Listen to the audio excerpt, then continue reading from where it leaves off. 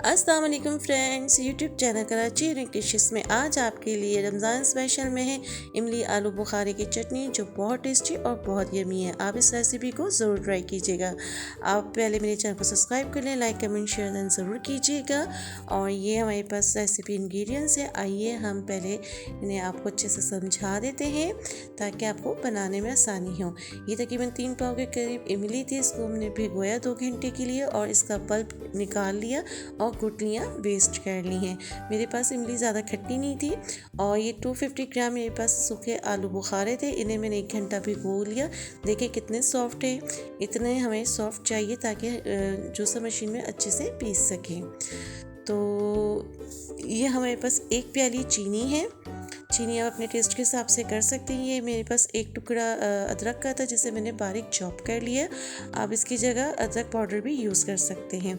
ये half teaspoon red chilli powder है और half teaspoon red chilli flakes है और हाफ़ टी स्पून काला नमक है और हाफ़ टी स्पून वाइट नमक है।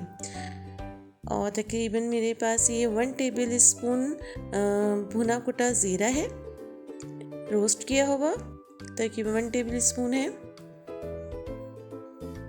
और ये तकरीबन मैंने 12 से 15 चम्मच टेबल स्पून है सिरका के सिरका इसमें डालेगा जो इस इमली की लाइफ को बढ़ाएगा।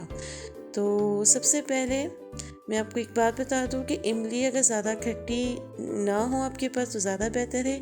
चलिए हम ये पहले इन तीनों चीज़ों को अच्छे से ब्लेंडर में मिक्स कर लेते हैं, इमली का पल्प और आलू बुखारा और अदरक। चलिए ये हमने एक पैन लिया है, फ्लेम मैंने ऑन कर दिया है और जो हमने ये पल्प बना लिया है तीनों चीज़ों को मिक्सचर इमली और आलू बुखारे और अदरक को हमने अच्छे से ग्राइंड कर लिया है। इसको हम इस पतीली में डाल लेंगे, जग को अच्छे से हम साफ़ कर लेते हैं। जब इतनी मेहनत की है तो क्यों वेस्ट करेंगे। और इसमें तकरीबन मैं 1 कप के करीब, छोटा कप के करीब पानी लूँगी। जग भी अच्छे से साफ़ हो जाएगा और ये सब इसका पल्प जो है इसके अंदर हम ऐड कर लेंगे। एक्स्ट्रा पानी हम बिल्कुल यूज़ नहीं करेंगे क्योंकि अगर आप ज़्यादा पानी यूज़ करेंगे तो ये इमली ये सॉस जल्दी ख़राब हो जाएगी। तो तकरीबन मैंने 1 कप, छोटे कप के करीब पानी लिया था, उसी तरह जग को अच्छे से साफ़ कर लिया। अब इसको हम अच्छे से पकने देंगे, थोड़ा से एक उबाला आ जाए।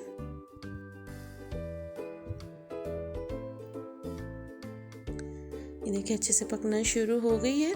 तो अब इसमें हम चीनी डालेंगे, जो 1 प्याली हमारी चीनी थी, इसको बहुत अच्छे से इसके साथ मिक्स कर लेंगे। मीडियम टू लो फ्लेम पे हम इसको अच्छे से पकाएंगे ताकि चीनी का पानी और जो 1 कप हमने पानी डाला वो अच्छे से ड्राई हो जाए। ये देखिए काफ़ी अच्छे से पकना शुरू हो गया है। अब इसमें हम बाकी स्पाइसेस भी डाल देते हैं। काला नमक है हाफ़ टी स्पून,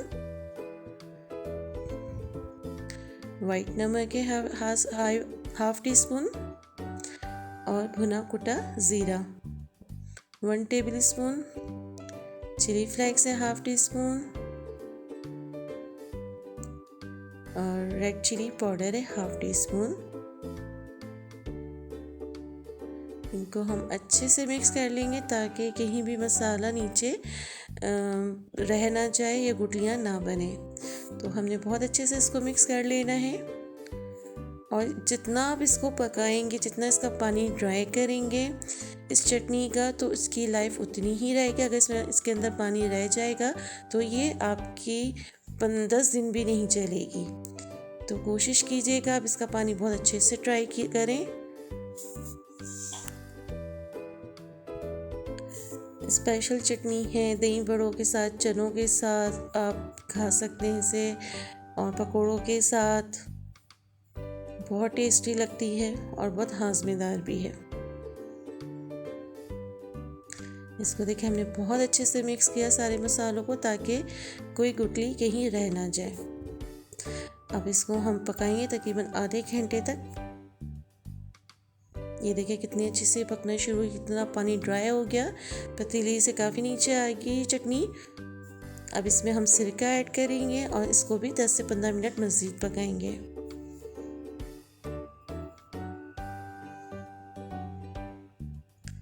सेम वैसे चटनी बनेगी जैसे बाज़ारों में आप खाते हैं रोल समोसों के साथ, दही बड़ों के साथ। मीठे नमकीन दही बड़ों के साथ ये चटनी सर्व होती है।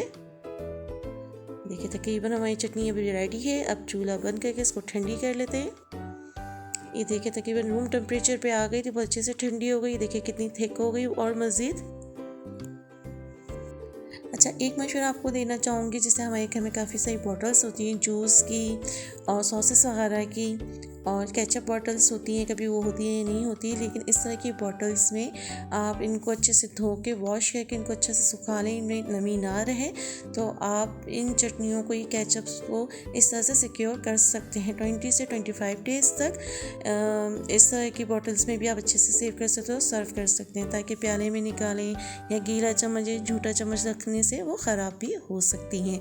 तो ये इस तरह से आप करें तो इंशाल्लाह आपकी चटनी काफ़ी अर्से तक सेफ रहेगी। अगर आपको चटनी की रेसिपी पसंद आए तो लाइक, सब्सक्राइब एंड शेयर ज़रूर कीजिएगा। कमेंट्स बॉक्स में बताइए कि अपनी दुआओं में याद रखिएगा। इस तरह की रेसिपीज़ और लाती रहूँगी। इजाज़त दीजिए, अल्लाह हाफ़िज़।